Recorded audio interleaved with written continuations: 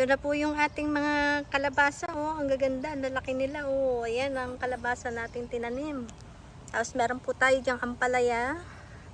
Ayan, oh. Tingnan nyo naman, oh. Ang gaganda ng ating kalabasa. Ayan. Tapos, meron din tayo dito ang ampalaya. Ayan. May mga kalabasa pa rin dito. Maliliit pa nga lang. Ayan, ampalaya din po yan. Tapos ngayon po, ayan, naglipat ako ng kamatis. Ayan, malalaki na rin yung kamatis natin, oh. Ayan. Meron ako ditong 3. Pero meron pa po ako doong mga pinapalaki pa. So, inaantayan ko muna silang lumaki bago ko sila ilipat. Ayan pa, kalabasa pa rin yan, oh.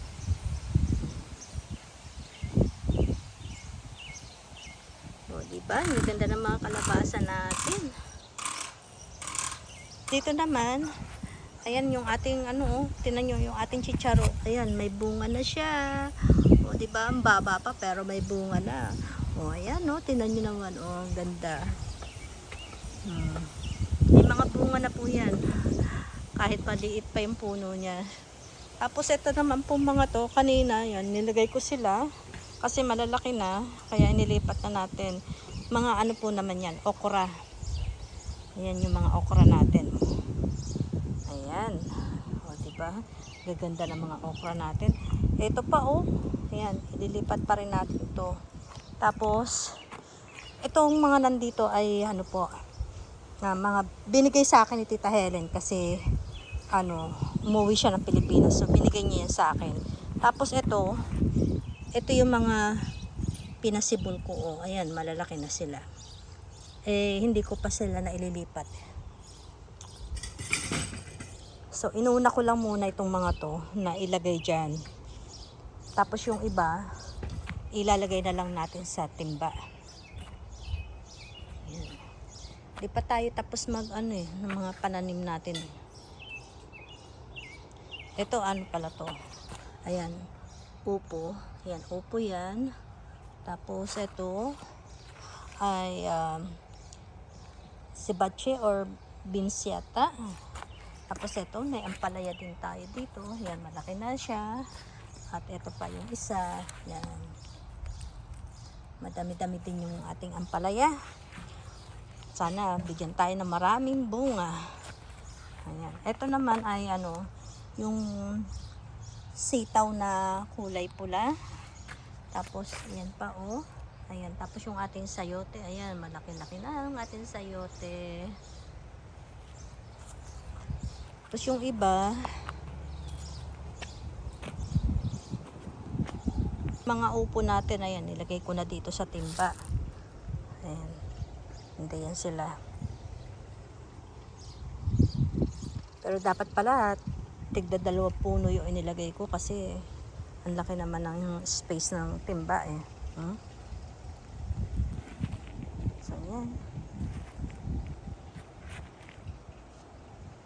Matutuwa kayo sa sa aking tanim na ubas. O, tinan nyo, ayan, o, gaganda na ng mga bunga nila. Ang dami nilang bunga. Ayan. Nakakatuwa kasi meron na ulit tayong mga ubas. Ayan ang mga ubas natin. Tinan nyo, di ba? Ang daming bunga. Ayan, o. O, di ba? Nakakatuwa, ang dami nila. Ayan. Kaya kailangan na natin silang inumpisahan ko na siyang balutin kasi inaano na siya ng ibon, eh. Kinukuha yung mga niya, bunga niya. Ayan. Kaya anuhin ko na yan, babalutin ko na uli ng plastic para para maayos ko. Kasi pag hindi natin yan inasikaso ay mauubusan tayo ng ibon. Kainin na naman nila yung mga bunga ng ubas na yan. Ayan, oh, ang dami, oh. Ayan, nag-uumpisa na naman silang maglagay ng pugad dito. Ayan, noong isang taon doon sila naglagay. Ngayon dito naman. Ayan, oh, nag-uumpisa na silang maghakot ng ginagawa nilang pugad.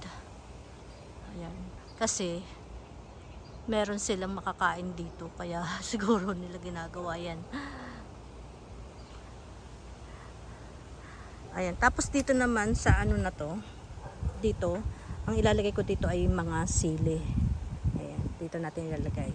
Tapos ito nga pala yung aking ano, yung aking mga patatas. Ayan. Ayan, mga patatas po yan.